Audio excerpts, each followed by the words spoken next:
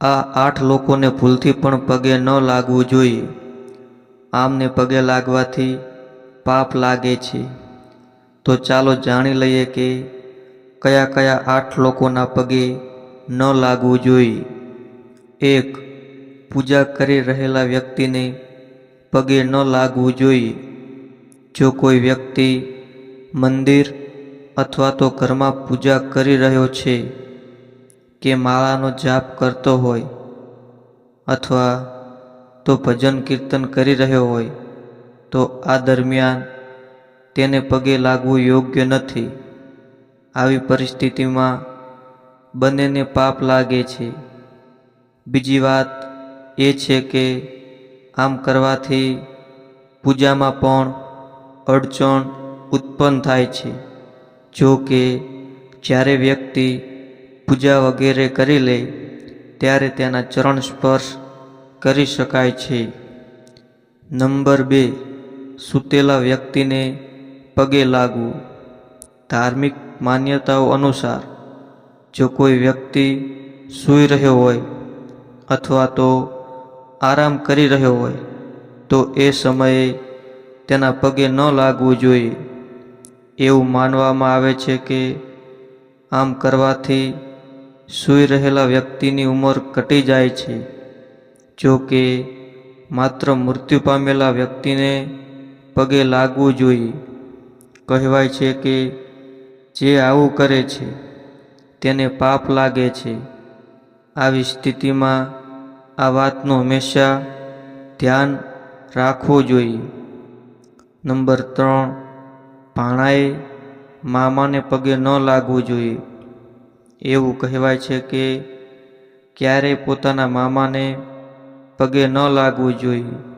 શાસ્ત્રોમાં ભાણા અને ભાણીને પૂજનીય માનવામાં આવે છે અને જો તેઓ ચરણ સ્પર્શ કરે તો મામા અને મામીને પાપ થઈ શકે છે. એવું માનવામાં આવે છે કે ભગવાન કૃષ્ણએ કંસનો ઉદ્ધાર કર્યો છે ત્યારથી આ નિયમ પ્રચલિત છે. આજે પણ લોકો આ વાતને નકારતા નથી. નંબર 4. જમાઈએ સસરાના પગે ન લાગવું જોઈએ. પૌરાણિક માન્યતા અનુસાર જમાઈ કોઈ પણ સંજોગોમાં પોતાના સસરાને પગે ન લાગવું જોઈએ.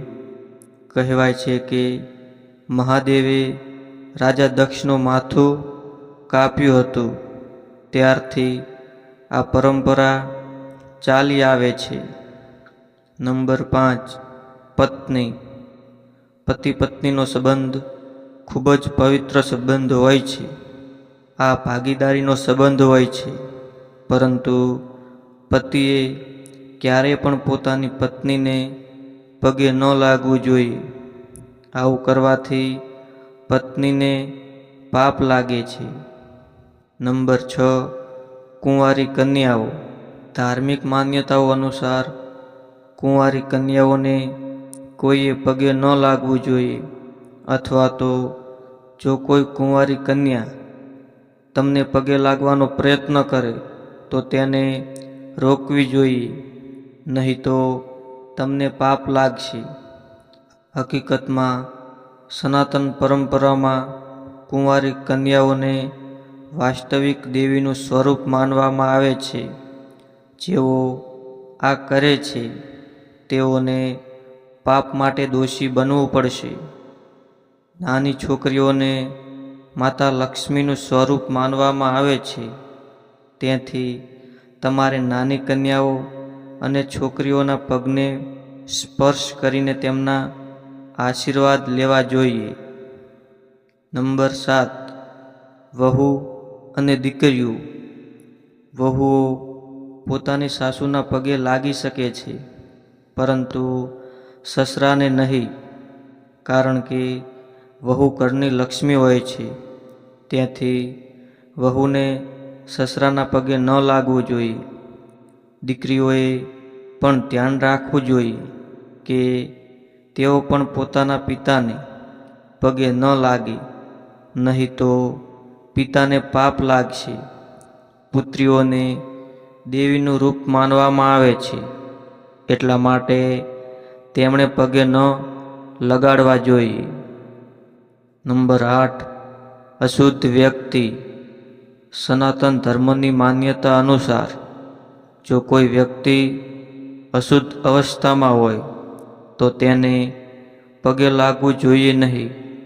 એવું કહેવાય છે કે આવું કરનારને પાપનું પાત્ર બનવું પડે છે. તો આવું કરશો તો બંનેને પાપનું ભાગીદાર બનવું પડે છે. તો મિત્રો, આટલા લોકોના પગે ન લાગવું જોઈએ. અને મિત્રો, તમને અમારી માહિતી સારી લાગી હોય તો અમારી ચેનલ ગુજરાતી જ્ઞાનને સબસ્ક્રાઈબ કરો અને વિડીયોને લાઈક કરો અને તમારા મિત્રો સાથે શેર કરો. ધન્યવાદ.